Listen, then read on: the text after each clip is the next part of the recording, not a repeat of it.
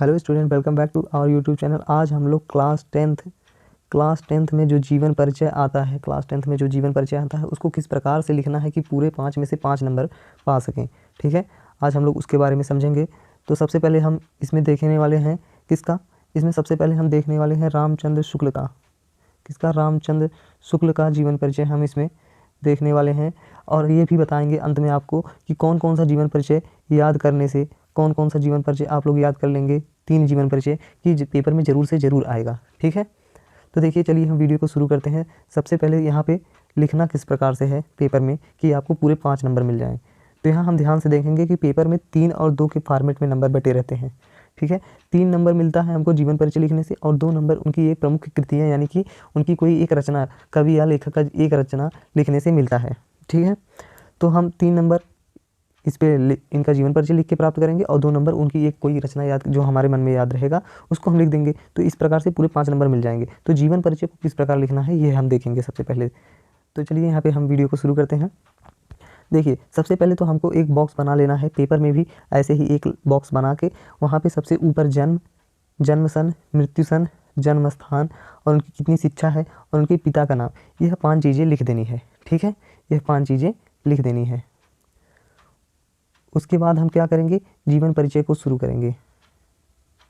यहाँ पे हम देख सकते हैं जीवन परिचय हम शुरू करेंगे। तो यहाँ पे पंडित रामचंद्र शुक्ल का जन्म बस्ती जिले के अगोना नामक ग्राम में 1884 ईस्वी में हुआ।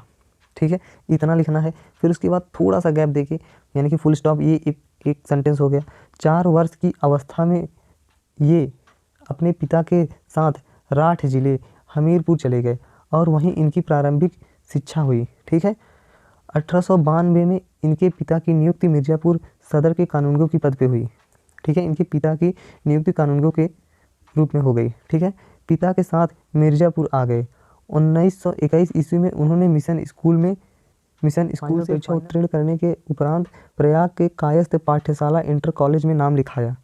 ठीक है, किंतु गणित कमज़ोर होने के कारण इंटर की परीक्षा न दे सके।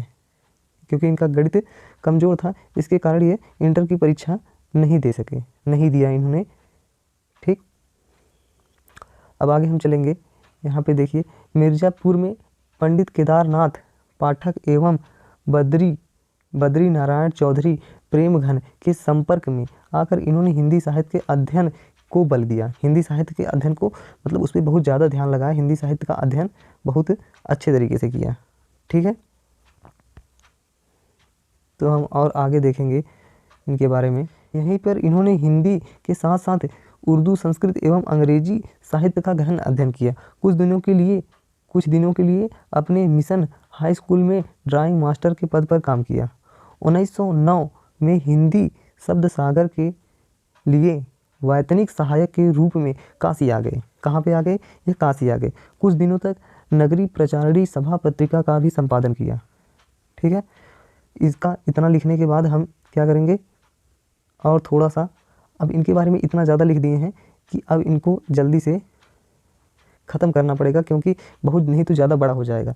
ठीक है, तो श्वास का दौरा होने के कारण 1941 ईस्वी में इनका देहावसान हो गया। देहावसान यानी कि मृत्यु हो गई। ठीक है, इस प्रकार से हमको लिखना है और इनका एक रचना भी लिख देना है। क्या लिख देना है? इनका एक रचना हमको लिख देना है, नहीं तो नंबर पूरा नहीं मिलेगा।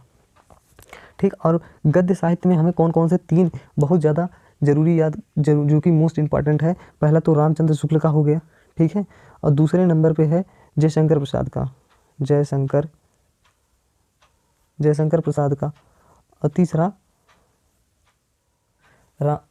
तीसरा राजेंद्र प्रसाद का। ये 3 अगर हम याद कर लेते हैं तो हमें पेपर में 5 नंबर पाने से, जीवन परिचय के गद्यांश से 5 नंबर पाने से कोई नहीं रोक सकता। और पद्यांश में सूरदास और तुलसीदास का जीवन परिचय यदि हम याद कर लेते हैं, सूरदास और तुलसीदास का अगर हम जीवन परिचय याद कर लेते हैं तो हमको पूरा नंबर मिल जाएगा। यानी कि 5 नंबर वहाँ से और 5 नंबर यहाँ से 5-5 10 नंबर मिल जाएंगे। ठीक है,